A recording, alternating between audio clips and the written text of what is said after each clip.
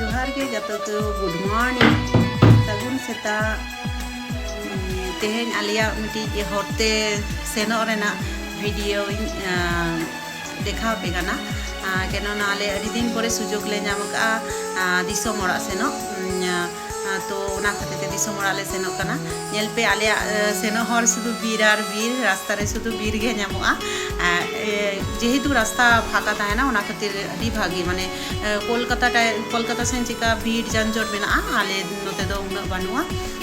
तो आले जहाँ रेगेले सेनो स्कूटी ते गेले सेनोआ और गुलू एतो बदमाश तिना जहाँ रेगे उना संगिन हर तो माजे माजे स्कूटी ले तिंगुया तो जहाँ रेगेले तिंगुया ओंडे गुलू एतोई बदमाइसा माने इनी लांगा माने नेले कान गया पे रास्ता ताला रे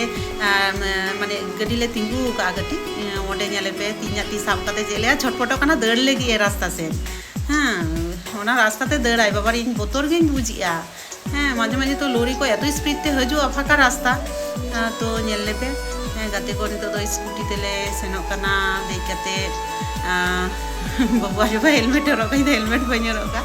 जाए कि हेलमेट छाड़ा का सर बन सना बट कोनो कारण ते जाए हेलमेट इन खुले लिया तो गुलू नेले पे सामारे देखे कना गुलू कोयो बाय कोयो गया गुलू नेले पे आलिया कटी छोटो खाटो जर्नी उदु आपिया तो गाते को ओड़ा रे सेटेर गाते आलादा वीडियो बेना गाते उदु आपिया तो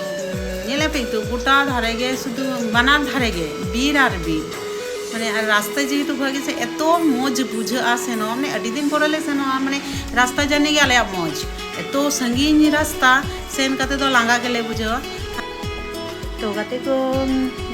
इना गे नोआ वीडियो रे दो परवर्ती वीडियो रे आरो देखा हुयु ताबोना ओंडे सेन काते आले चेक कोले चिकेया झोतो वीडियो काते उदुग सदरा पेया तो इनका गे अड़ी जोहार एखन दोहई